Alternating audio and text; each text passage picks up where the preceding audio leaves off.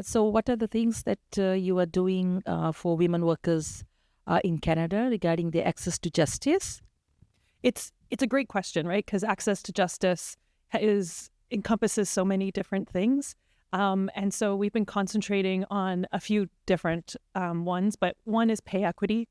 We had national pay equity introduced about 5 years in Canada, and we're looking at what the barriers of it succeeding, right? So this is for all federal workers, because we know if you're not getting paid enough, you're not getting treated, well enough in the workplace, what that causes. And there's success stories of those who have gotten the pay equity rules gone through, but it's a long road. And so our, unions are at the table, and there's lots of good stuff there, but there's a big, long road ahead to make it work. So could you share some good examples of where women has succeeded through the unions, the work of your confederation, the CLC?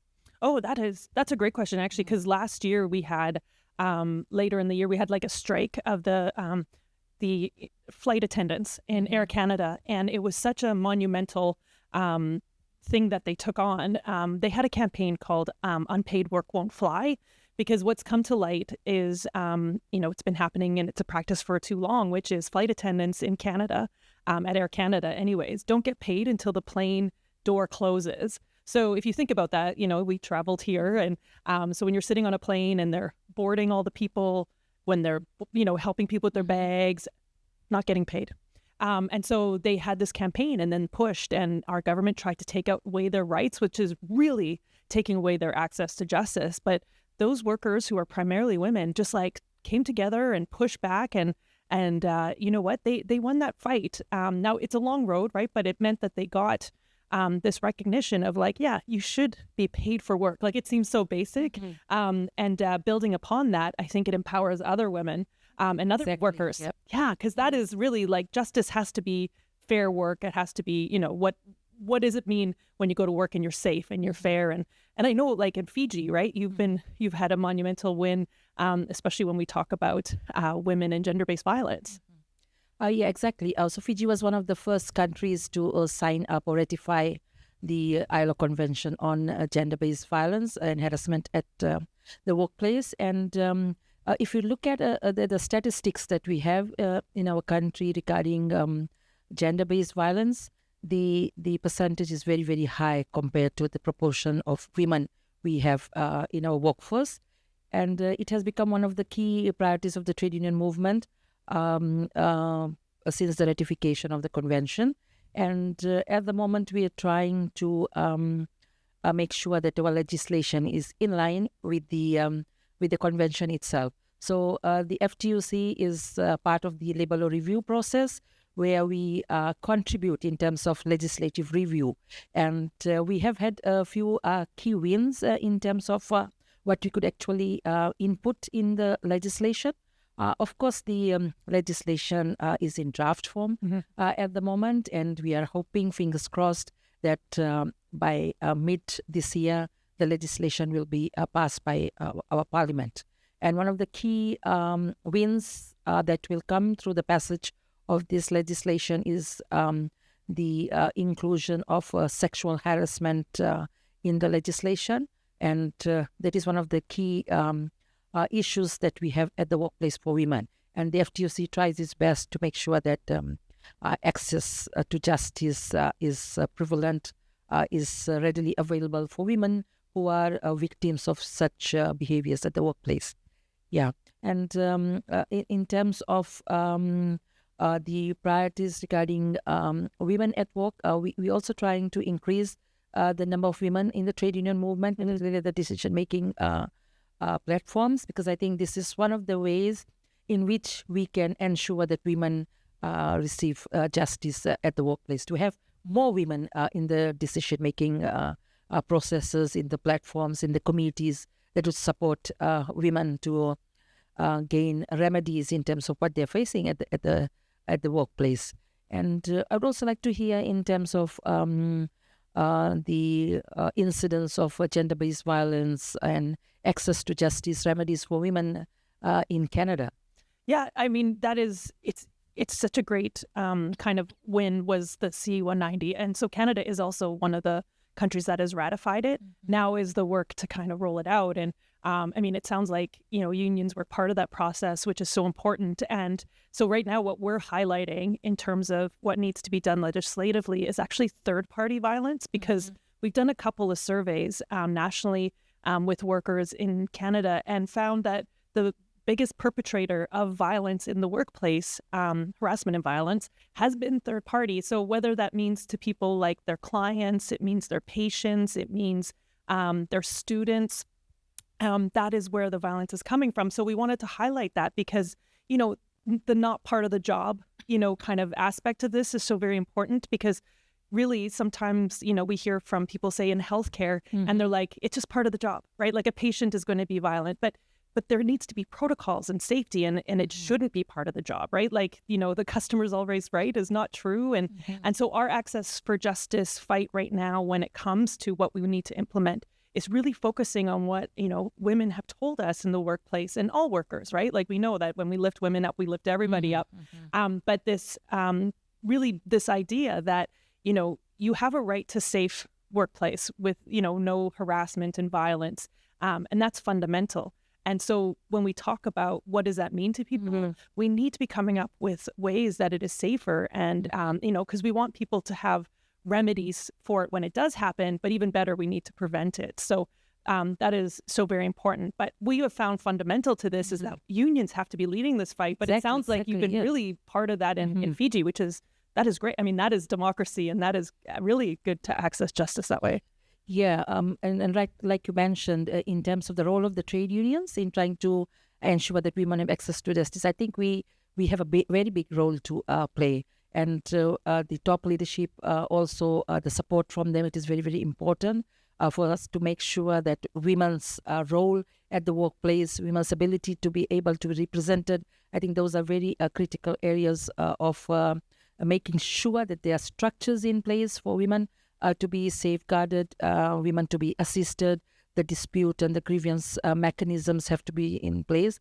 And the other thing that I noticed in Fiji's context is that we have to make sure that women are part of the collective bargaining team, the collective bargaining process, because you cannot always expect men to be able to ask grievances or to ask provisions that would support women's issues at the workplace.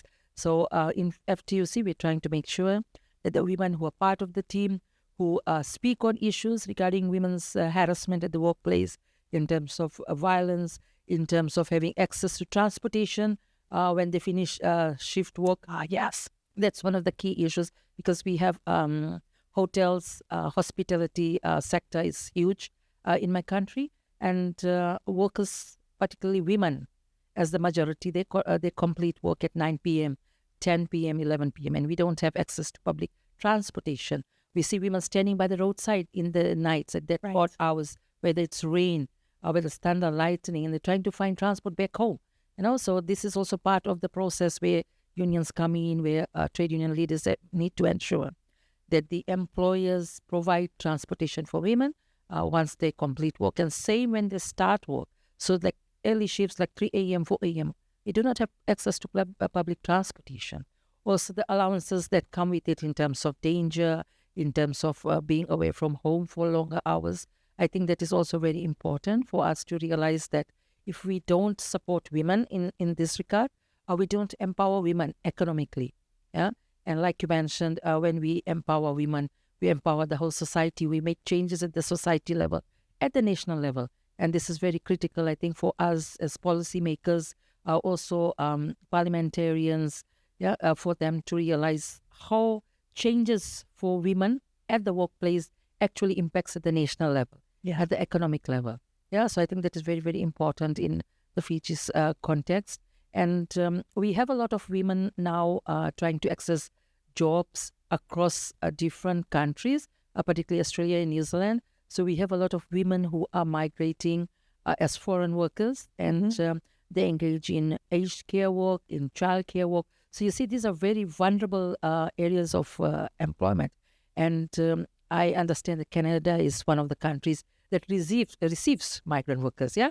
So how do you state the role of the unions CLC Canada, how does it engage in terms of migrant workers, particularly women's issues? Yeah, no, it's a great question because we are a country that, one is we're a country built on immigration, and then we're a country that is also has many, many programs of how workers can come in temporarily, how workers can come in and actually, migrate in terms of, becoming Canadian citizens if that's what they want.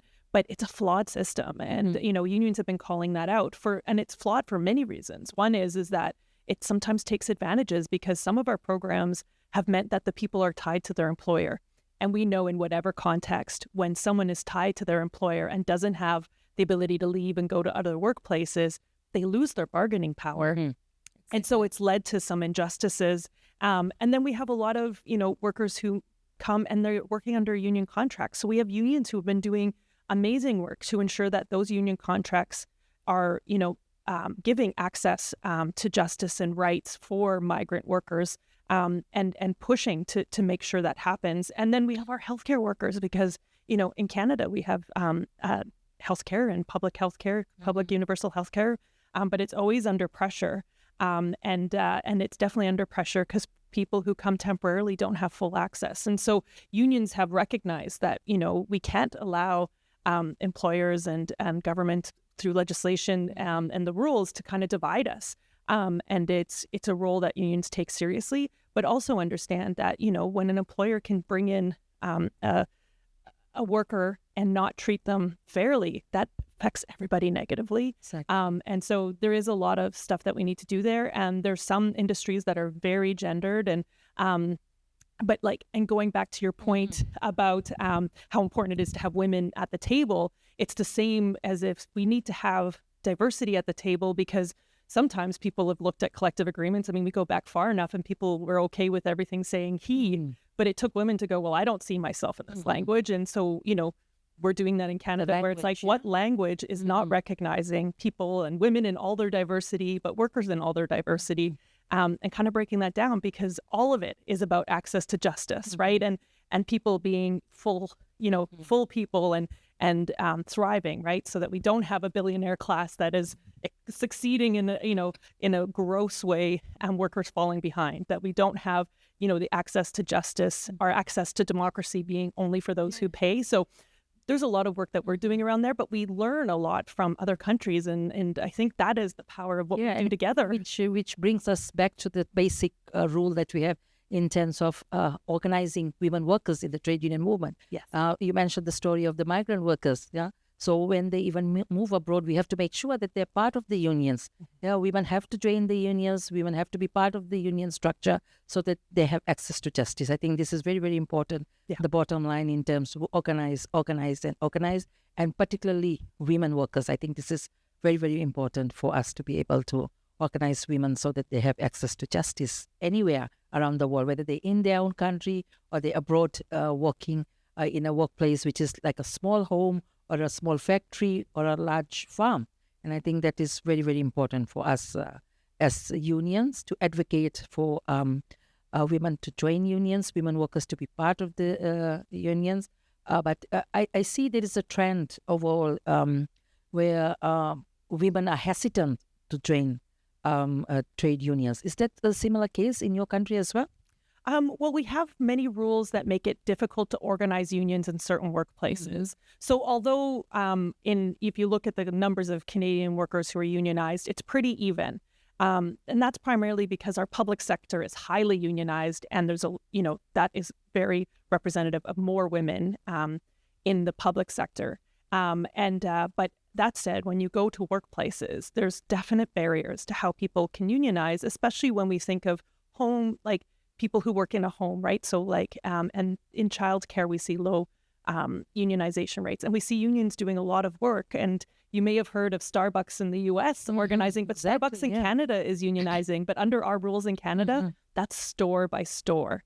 And, we shouldn't accept that that's just, oh, well, that's how we have to do it. It's like, no, there's a law that says it has to be store by store, even if we have workers who work in a unionized store and a non-unionized store because they share employees, but only one of them is under a union contract.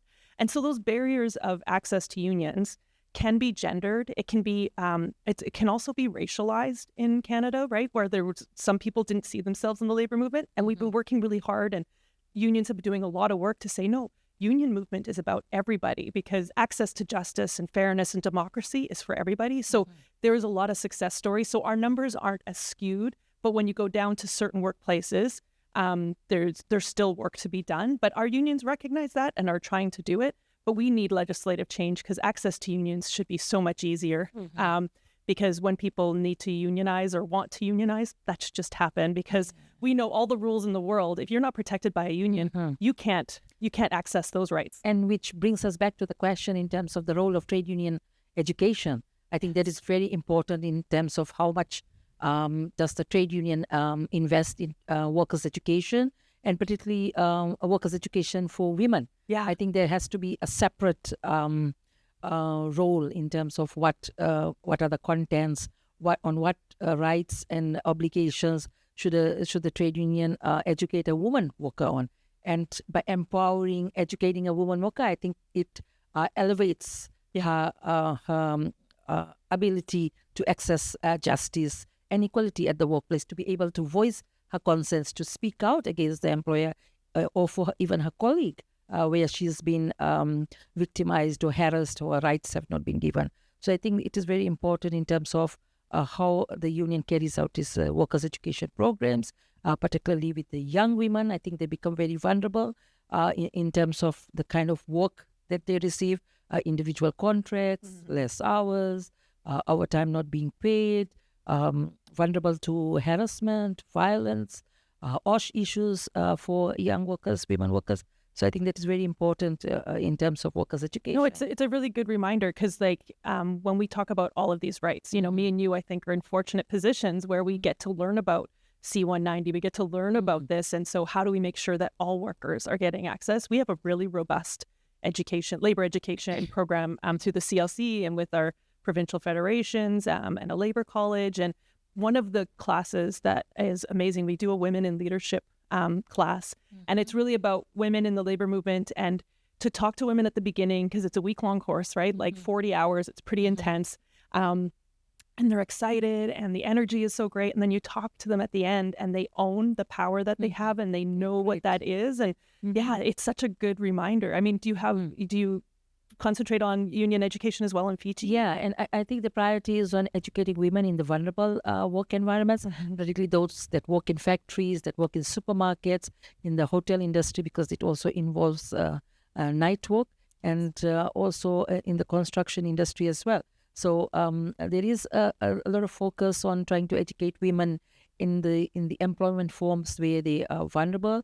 And we also have a very high percentage, almost 60% of our economy, the employment of women in the informal sector. And this is not unionized at the level that we'd want to. So there's a lot of work for us unions to do that in terms of organize women workers who are part of the informal sector, because this is where I think the gaps are in terms of their ability to access justice, to access equality, also to access trade union services. If they're not part of the union, they don't get access to all the services that we have for our members. So I think that is very important for us to go to the grassroots level, particularly to women in the factories, like I mentioned, for them to know about their roles in terms of OSH, when can they walk out of a job if there is, threat or danger to their life. And sometimes we see or we receive reports where we realize, this was something that we could have easily dealt with if the woman worker understood when she could exercise her right. Yes, already in the national legislation. So I think this is a combination of scenarios where we really need to make sure that the woman is empowered, particularly in the vulnerable sectors or areas of employment. Yeah, and one of the vulnerable areas that we've also recognized is people who need care, people who work in care and people who need care. Because sometimes when we talk about economic building, and right now in Canada, there's a big push for nation building projects, and that is needed, and there's good investment there. But we know there's an opportunity to also invest in care as nation building, right? Because it's a lot of women workers, a lot of lower paid workers, migrant workers, but we know that our society is, you don't have access to justice. You don't live in a full democracy if your whole life is just managing how do you take care of those around you. If that is what you do, like you can't go to work if you don't have childcare. You can't, if you have aging parents and you're constantly having to be pulled away from your work in order to care for them. We build, like our society is so built on the undervaluing of care work, and we can undo that and then build this. And but it is very important, and I think you highlighting that when we concentrate on women and building up women, that we can increase their access to justice, and we're just a better society. Yeah, in Fiji, we also lobby with state level parliamentarians, politicians, in terms of their ability to understand what work life is for women, and also to ensure that policy changes are supported by these parliamentarians, by these politicians, to make sure that the workplace is a safe environment. And at the moment, we have the labor law review taking place. There is a lot of debate going on. The opposition is raising issues in terms of the employer's ability to support women at the workplace in terms of compensation and providing additional facilities. So one of the new roles of the trade union at the moment is to try to empower the politicians themselves so that they support policies that are pro-worker, pro-women in terms of their ability to access justice and equality at the workplace. I think it's very important, the trade union, how they engage at the political level, and also to garner the support of even the opposition parties to make sure that workplace rules, regulations are there for everyone in the country, not just because it is politically motivated. Yeah, we have such big challenges in front of us. But I think, me being from Canada, you being from Fiji, and look at how much we have in common. And so, the power of us in unions and in the global union movement, with the ITUC, I feel like we have the right structures to be able to fight against this, and our solidarity will actually make it so we can win.